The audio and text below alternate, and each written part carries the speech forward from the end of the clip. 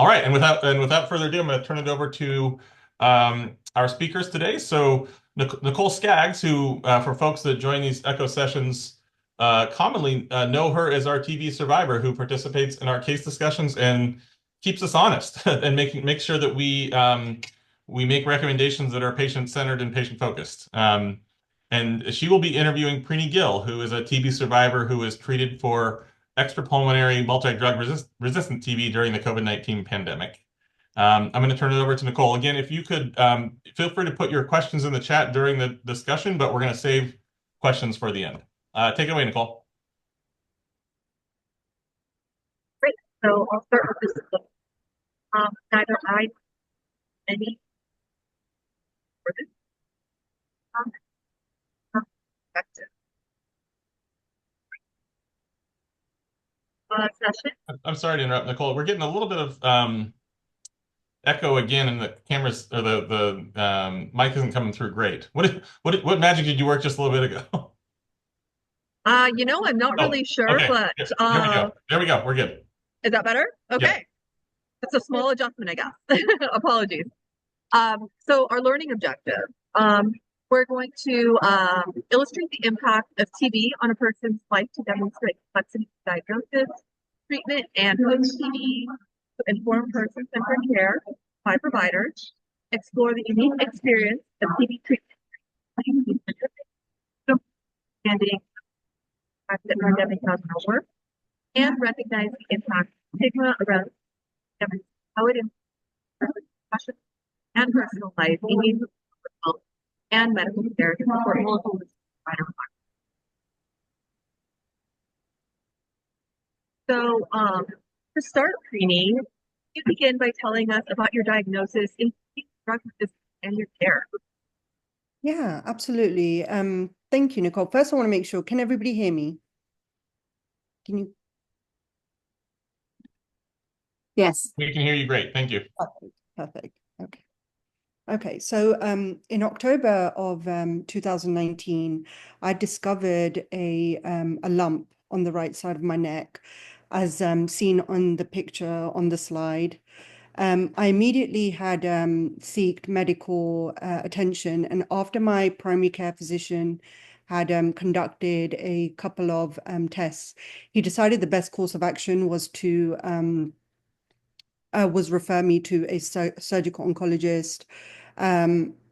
After seeing the surgical oncologist and further testing was done, I was diagnosed with lymphoma. However, to be completely sure, the lump had to be removed.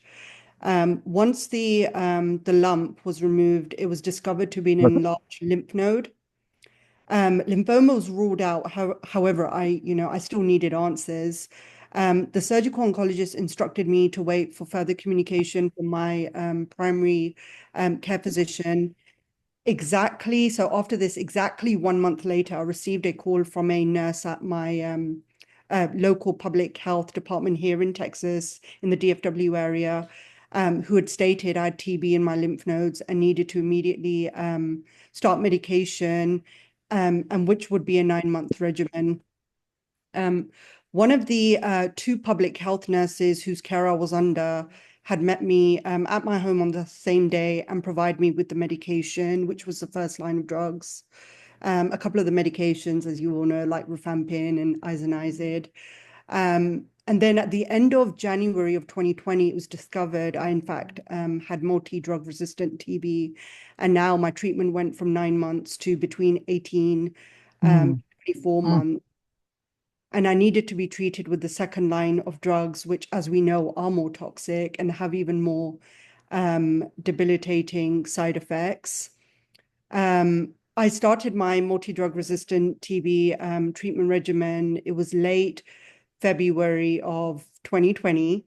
I was informed one of the drugs, clofazimine, was not going to be arriving for a couple of weeks due to it needing approval through a few additional channels.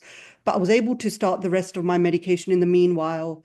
The treatment was bedaquiline, cycloserine, linezolid, moxifloxacin, and clofazimine.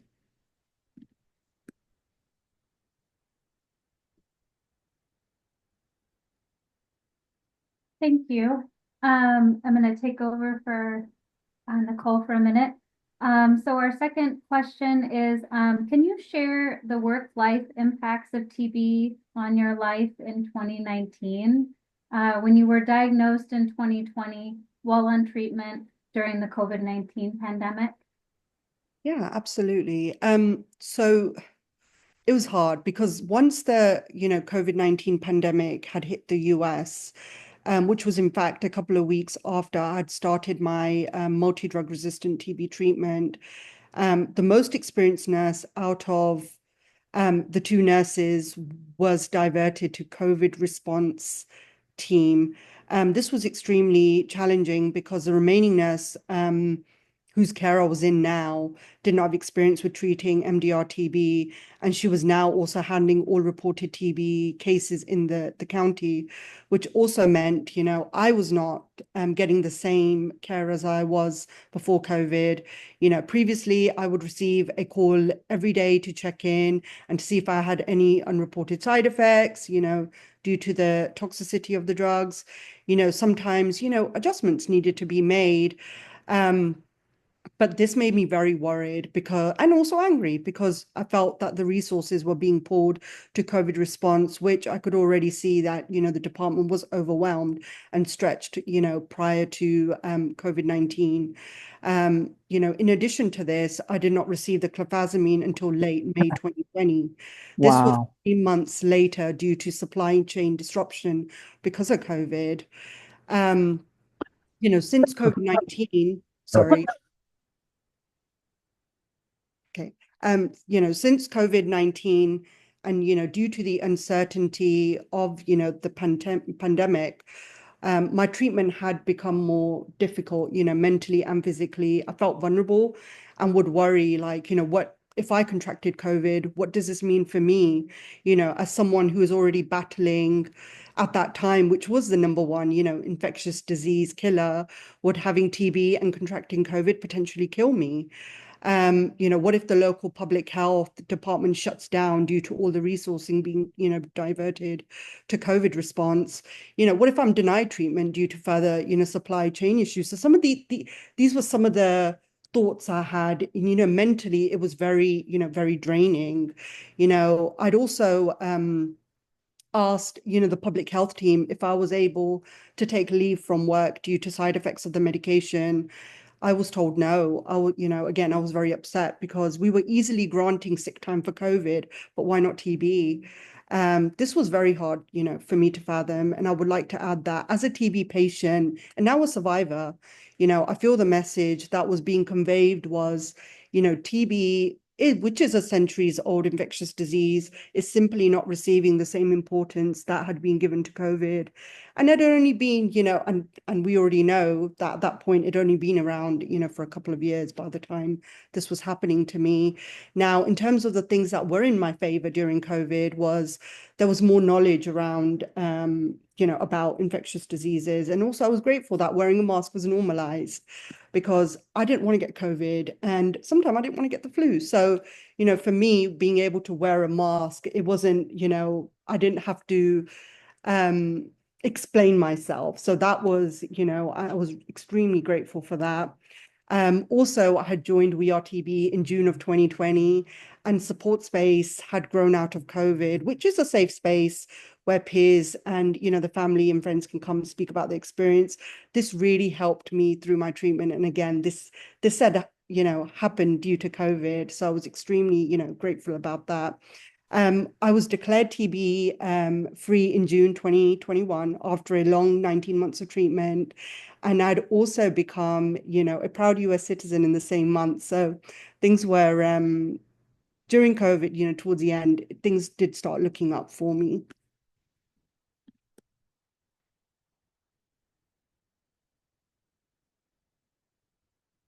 Okay.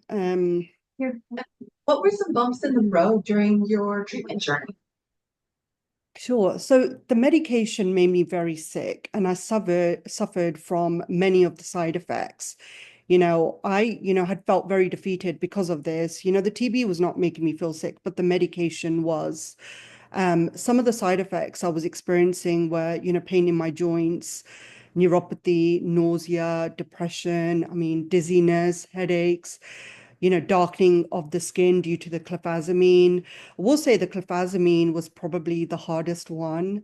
I come from an Indian background, and skin color is a very important thing. And I looked abnormal. I did not, it wasn't just that I looked tanned. People will say, "Oh, you don't look tanned, you look very gray, or you look very red." Like, are you okay? Like, what's going on with you? Family members, they were worried, that why do I look like this? Is my skin going to, was it ever going to go back to normal? And it just added to my, ongoing anxiety. So, it was very difficult. Also the drug resistance, that was another major bump in the road, because initially, during my the time that the nurses had come to my home, I was not told that this was a possibility, that the drug resistance was a possibility. I was told that you have extrapulmonary TB in your lymph nodes, and the medication is, you're going to be taking it for 9 months and we're going to be good to go. I was not told that this was a possibility. And even after I started the medication and, was experiencing all those side effects, I was still not explained that, we're going to do a drug susceptibility test, just to make sure that there is no, drug resistance. So there was definitely, that was very, very, very difficult. But also, it meant that having the drug resistance meant that my treatment was now going from 9 months to 18 to 24 months. That was difficult. And also the uncertainty, one thing that we do not speak about or think about is, I'm sure as providers, is that yes, you have patients that are taking this medication, but there is so much uncertainty around the treatment. And this can cause a lot of, obviously, physical, we have side effects, and this affects us physically, but also mentally, not knowing what tomorrow is going to bring. So that was really difficult. Was there ever a time where you said no to your care team? Yes. So because I did not tolerate the first line of medications well, was experiencing a lot of side effects. And what had happened was, once I was told that I had multi-drug resistant TB, I received a call when I was at work. And I was told, we need to come to your home today to speak to you. And, I just remember saying, can you just tell me what's going on? Like, do I have to wait 4 hours? Because again, I didn't know what was going on. So I was told, no, this is pretty serious. We need to come to your home and we need to sit down. We need to speak about this. So they sat me down and both of them were there. And I was told that because I was not tolerating the medication, the first line of medication really well, what needed to be done was I needed to go to TCID, which is the center, Texas Center for Infectious Disease here in San Antonio, Texas, and that they can come up with a regimen and then send me home with that regimen, because they have the tools and the resources to be able to do this. And I had told them no. And one of the reasons why I said no is at that time, my employer had provided my home. But also, I don't have any family here in the US. It was just something that I was just not willing to do, just up and leave. And it wasn't taken very well. And I was told that, should I not tolerate the medication well, then I will be court ordered to go to TCID. And again, this was very difficult.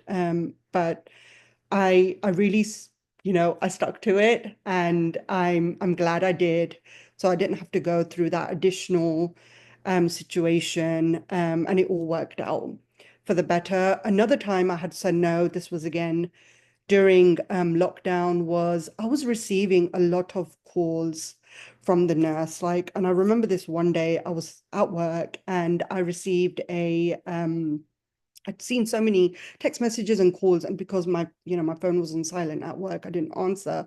But next minute, I see the nurse's car, and it actually says, Denton County Public Health in front of, the office. And I'm thinking, oh my God, how am I gonna, what am I gonna say to my boss? Like, they did not know at the time that I was going through treatment. I did not tell anybody.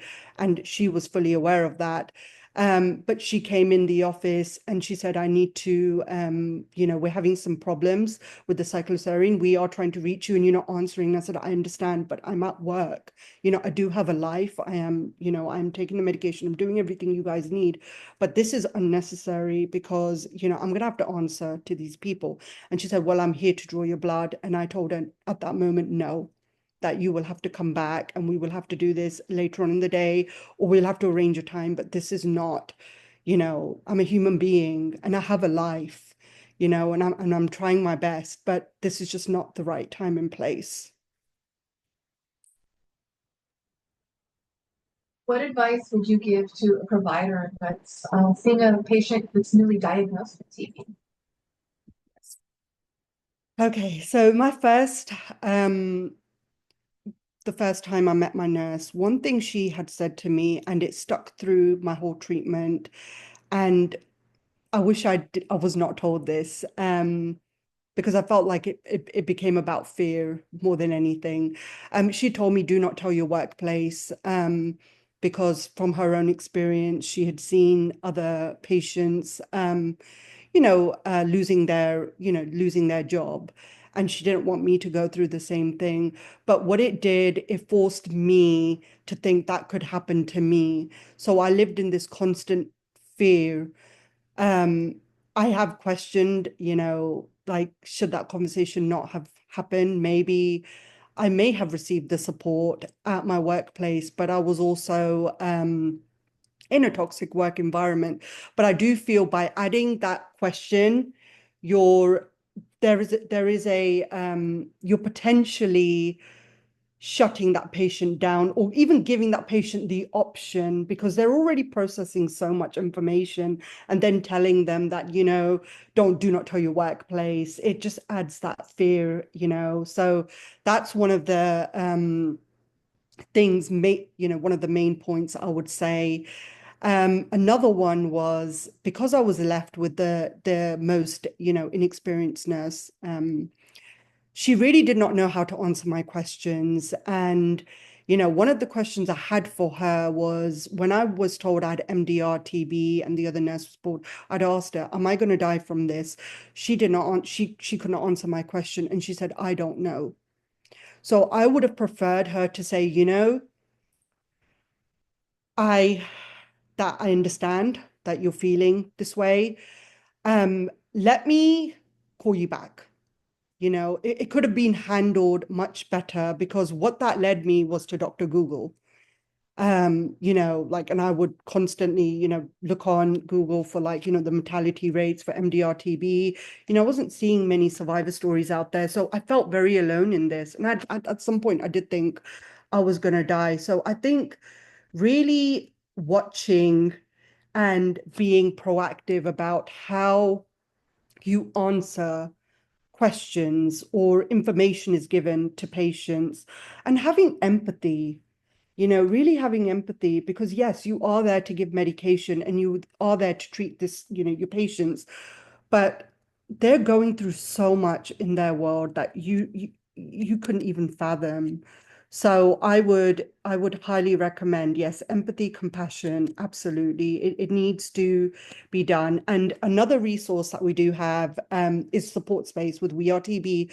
So if you do feel that, there is a patient that you feel they need that extra, emotional support, refer them to We Are TB support space. And, and that space, again, it's a safe space for them to be able to speak about their feelings. Great advice, Rainey. What has your experience been post-TB treatment? Okay. So my skin tone returned to normal last year. The neuropathy is still a lingering side effect of the treatment. I was told that that's something that I may just have to live with, which is again very, very difficult. It's kind of normal now, I just feel this tingling in my feet, and it's in my feet. I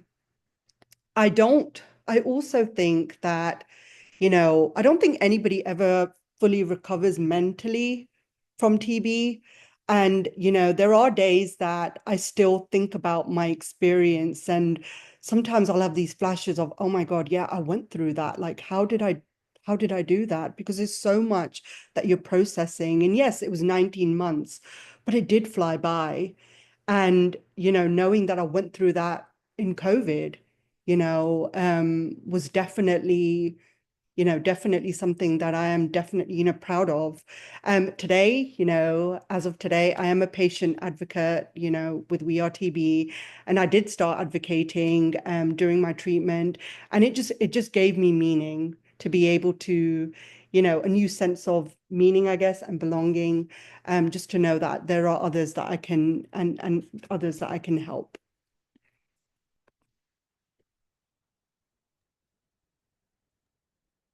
I couldn't agree with you more. And I would say my experience has been similar post-treatment that, you know, being able to advocate for better resources, better treatment, better funding, and just especially just being an ear for other patients has been very fulfilling.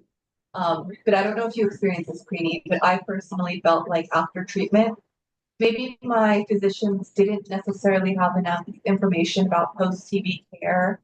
And it sort of felt like everyone went like this. And so, you know, my TB doctors are there to take care of my active disease. I'm not active anymore. My primary care doesn't know much about TB.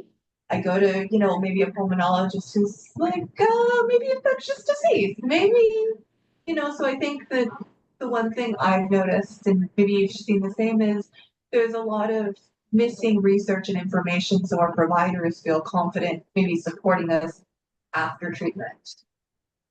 Yeah, like 100%, Nicole. And now you kind of triggered my memory. One thing I was told, like at the end of my treatment, was, you know, every 6 months we'll be doing a chest X-ray just to make sure, you know, you're okay. And I've reached out to them, and they're like, no, you know, you're good to go. You know, you're good.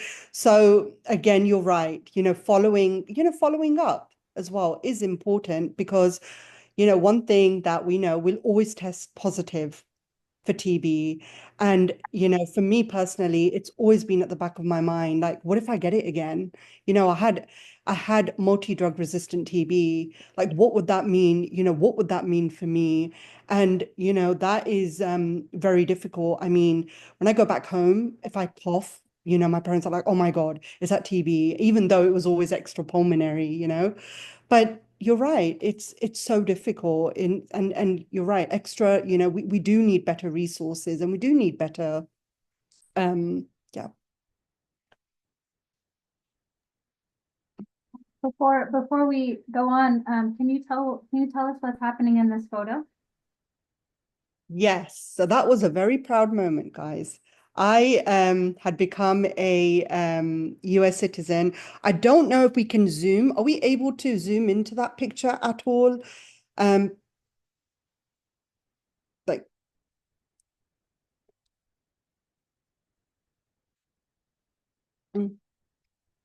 so I don't think it's going to do justice, but you can actually see my skin tone in that picture and the reddish,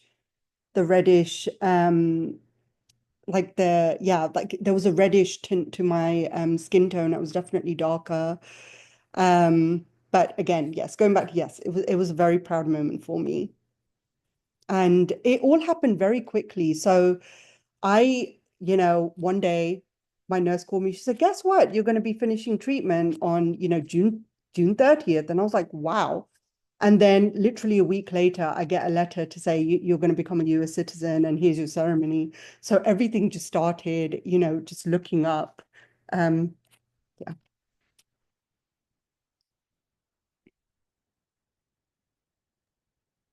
Well, thank you, Preeny, for sharing your experience, and Nicole for the good discussion. We have quite a bit of time here to open it up for questions from the broader